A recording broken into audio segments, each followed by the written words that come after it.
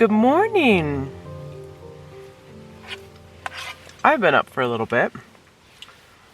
Just made my breakfast. Hello and welcome to Spirit Forest. This is part 2 of my backpacking winter experience. And my phone is really tired, or my camera is really tired, and so it's having a hard time focusing on me. It's good. Okay, I'm gonna eat this while it's still warm. I'm gonna try to warm up my camera a little bit. I had it out to film, and it looks like it's having some problems. We're gonna go over this campsite that I'm at, talk a little bit about my experience, what it was like to camp and to backpack in, some things that I've learned, and would I do it again? So stay tuned. You guys steam up a little bit when I put you in my sleeping bag. You steam up. It's toasty in here. So let's talk about that. Let's talk about last night and how it went. Well, remember I told you my pad thing? Like, you see it? It does. Yeah. That one I knew was broken, but it was all I had, plus my little Thermarest one, which is awesome. I love that one. I've had it since my 20s. I'm 46 years old, so I'm an old lady. Let's see. I think last night went really well. I do. I think it went really well. I slept, I think, the whole night. I woke up at my normal time, about 6 o'clock is when I woke up. But then I went back to sleep and woke up again at 7. And then I laid in bed. I have no idea what time it is right now. And I can't get to my watch. I have no idea. I'm gonna guess it's about 8. I think I stayed in my sleeping bag until about 8. It's snowing right now. I don't know if you could tell. It's just a little bit of flurries out there. I didn't have to wake up to get more hot water, because if you remember, this is my 0-degree bag. You could watch some other videos of mine. Was it the beginning? No, it was season 2, and I did not own a 0-degree bag, and I decided to winter camp. And so I found myself getting up every 3 hours or so and heating up water and sticking it in my sleeping bag. This time I heated up that water one time. If you haven't seen part 1, go see part 1. I heated it up that one time and it kept me warm. So I'm very happy. I didn't have to do anything. I did have a hand warmer that I opened up before I went to sleep too, and it is still warm. It's one of those body warmers. Which one is it? Let me see. Hold on. Let me see. Make sure it's this one before I tell you. Yes. I'm telling you, if you're going to get one of these warmers, get this one. Do you see that one? Get that one. That 18 hours. They're not kidding. Like, it's still warm. And it's different than those other ones I had that I showed in my last video that were really flat. And you kind of like paste them on you. Those didn't work out so well. However, they expired, so I can't tell you. But that's the ones you want to get. So thank you, because I get donated these, and I truly appreciate it. I really do, because I use them all the time. So thank you for those of you that have donated some of those hand warmers. Always a welcome gift. If you ever want to donate something to me, I will use them. I don't know how those other ones expired. I don't know if they were donated and they were already expired or something. I don't know what happened there. Doesn't matter. So sleeping bag did really well. That's just a reminder that just make sure you have the right gear. It's all about gear. I didn't feel the cold from the ground, so I did pretty well with my sleeping pads, even though one was deflated. My Thermarest did really well. Again, I had 2 sleeping pads, so that was good. Let's see what else happened last night. Anything else? No, I was sleeping. Nothing else happened because I was snoozing. I'm not one that snores. At least I don't think I snore. But I think I snored a little bit because I woke myself up. I was like, what was that? That was me. So my nose it's a little stuffy. You feel it? It's a little stuffy because it's so cold. So I did, find like when you're breathing in the morning, about 5 o'clock in the morning is usually about the coldest time. And of course I was sleeping through it because I woke up about 6, but 5 o'clock is usually the coldest time for me. And I did pretty well. I slept through it, but you still have to keep this part of your mouth outside of your sleeping bag. So this part gets really cold, and I actually had it like this, and I was just breathing through my nose. Yeah. Okay, let me get just a little situated. I'm going to move the camera a little bit, and then let's talk about this campground. Reynolds Park, I think it's what it's called. It is. They have a campground here that you can hike from your car. It's not a far distance at all. No, not a far distance. It's baby steps for me. I didn't know what to expect when I got here. I wasn't sure if I needed a snowshoe in.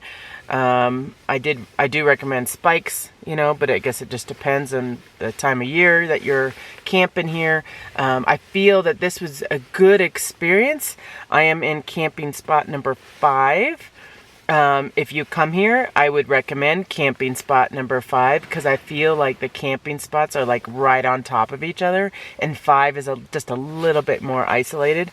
If you're looking to practice, backpacking, whether it be summertime or wintertime, I do feel that this is a really good spot to do it at because really I'm not that far from my car. And sorry that my camera's acting. This is my new camera too. It must be because it's cold, right? So there's a lot of rules. Lots of rules. It's gonna cost, I think, $12 to camp here. You gotta reserve, you gotta reserve it 24 hours in advance. You gotta purchase it online. You gotta like sign all these waivers and stuff. Like you gotta give them your license to your car. I have to hang a little tag on my rearview mirror. I'm thinking in the summertime, because I've seen the size of some of these parking lots over here, I think in the summertime this place gets packed. I think if you go in the early spring, in the winter, I am the only one here. I'm the only one here. I haven't heard any hikers come by yet. So I think that winter, maybe late fall, it would be a good time to rent the spot. Did I say it was $12? Yeah, I did. I did say it was $12. No fires. No fires. This area right here, there's some homes next to this area too. So it's like, they want to protect the residents here, but it's cold. You can't hang up a hammock. I think I showed that in video 1. You can't hang up a hammock. There's a lot of rules around here regarding hammock hanging. You can't hang hammocks. It ruins the trees. You get a fine. I think it's $125 if you hang a hammock. And then, what other rule do they have? Oh, they have a bathroom. Haven't used it. But they have a bathroom here. For those of you that like to use a bathroom. You have to be at your campsite at this time. By this time. You can't leave your campsite. You can't go for a hike. You got to be quiet about this time. So I guess that's good if you want to come up here and you want some isolation. It'd be nice to be able just to hang out and everything's really quiet. Especially if you get the other campsites, because you're right on top of each other. Remember, campsite number 5 if you end up coming here. And that's the one that I'm at, and I really like it. Oh, and the campsites have benches too, so they have some benches. And I don't really know if on my campsite, if that's a horse where you can tie up your horse or not. It kind of looks like that.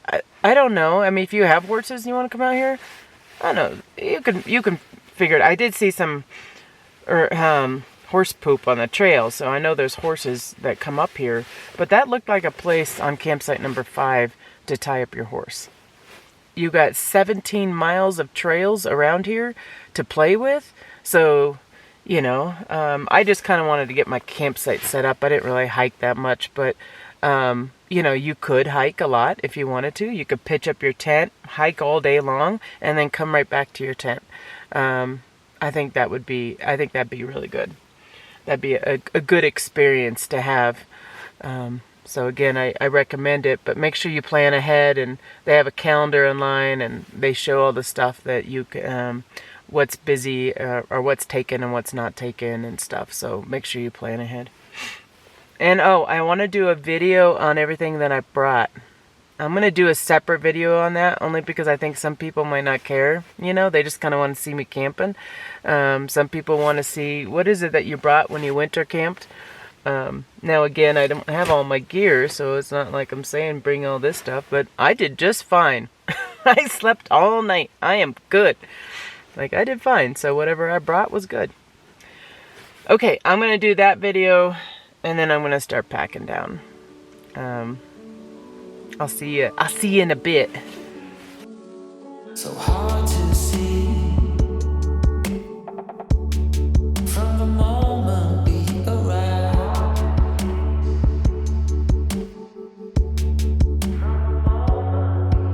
Cornelia,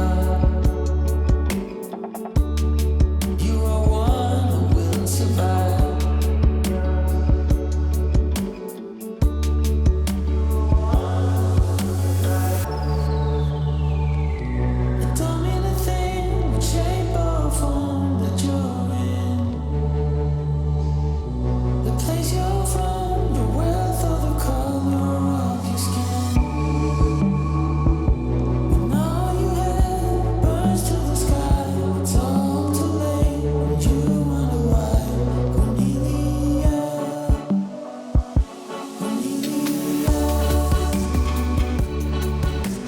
I have a pole that's frozen together.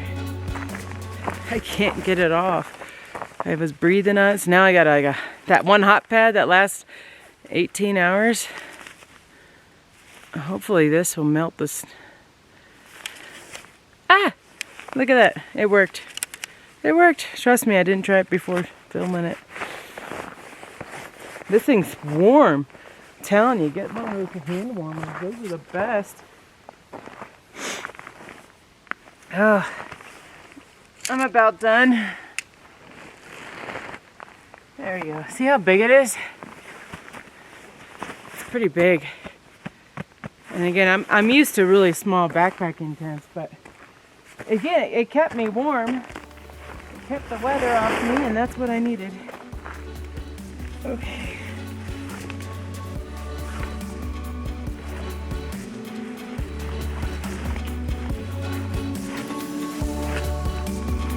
Doesn't quite fit in my pack though.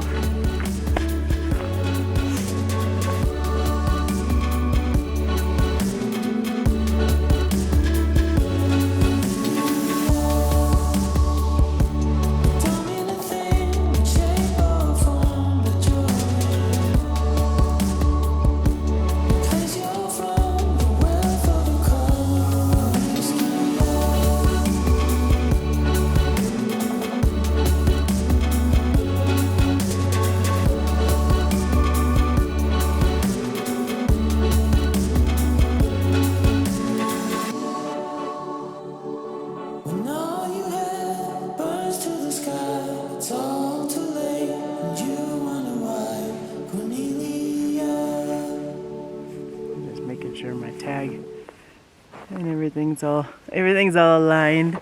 I look pretty for you now. Yeah, I just want to reflect on this with you, and I just want to share it with you. This is so pretty. Why didn't I do stuff like this earlier? I mean, once I started my channel, I started doing a little bit more cold camping. I was always like only summer camping. And I'd camp all the way from June till September, mid-September, and then I'd stop and I wouldn't come out of camp again. And this is just beautiful. And I'm going to share it with you too. For those of you that don't get snow, I took a little bit of video while I was taking down the tent, and I'll put some music with it and stuff. And you could see it. Hopefully you'll be able to see it snow. And it's just a little bit of snow, so it's a very peaceful snow. You know, it's not like a blizzard coming through. But I used to be scared to do this. And I'm not scared anymore. You know, like, I know what I'm doing. Yeah, it's a lot more work. I will tell you that. Like, I don't see myself going 30 miles to do winter backpacking. I think I'd probably keep it down to 3 miles, to be honest with you. That's just being honest. My pack weighs a lot, so I need to come up with ways for my pack to weigh less. And I will. I'll figure that out as I get more and more into some winter camping. But it's a different kind of peace than it is in the summer. And part of me is like, I've missed this. I can do this. I got this. You know, like, I did it. I got this. I can do this. And I'm the only one here. I mean, yeah, yesterday there were some hikers that came by and stuff. And they're kind of on the other ridge over there, so they're not like hiking right next to me. But I'm very proud of myself. I really am. I'm proud of myself. And this is all a learning experience, like I talked about in yesterday's number 1, part 1 of this. You know, this is all about challenging yourself and doing new things. And that's kind of what I'm doing. And a lot of this year is me doing new things. And you're going to see it, you know, throughout this whole season for Spirit Forest, is that I'm going to just keep on challenging myself. You know? Whether it be build a cabin and I'm putting up railings or hanging doors and I've never done it before, or winter camping, you know, and backpacking and never done that before. You know, just always trying new things. And if I could, I guess there's kind of a theme to this video, or these 2 parts, is try something new, try something you haven't done before. You know, and I've done a lot of research. I mean, you've seen me. Look back, I think it's like 3 years, or season 1 possibly, I was out in really cold weather. You know, I've been doing my research. I've been building up to this. And I got it, you know. I know what to do. I know how to keep myself warm. I pretty much know the gear I needed, and even though most of my gear is at Spirit Forest, and this is the gear I had at my house. Yeah, I have a lot of gear. It's all about the gear. I don't know. Let me inspire you to do something new. I don't know what it might be for you. Maybe it's not this. You know, but maybe you take a class in photography, or you build that deck you want to build in the backyard, or you start that garden you've always wanted to start. Whatever it is to you, let me please inspire you to try to do something new. Because this feeling that I have right now, oh, it's one of the best feelings. It really is. Like, I actually feel a little emotional about it, but I'm just very proud of myself for coming out here in the winter, because I hate the cold, as you know. I just don't like the cold. Okay, I'm gonna get going. I'm gonna put this beast on me that weighs like 50 pounds. And then I'm going to get going. But I'm going to end this video with some beautiful music and the snow falling. Because I took some video and I want you to see it. But I'm going to say goodbye for now. And I hope you have a wonderful day. Bye-bye.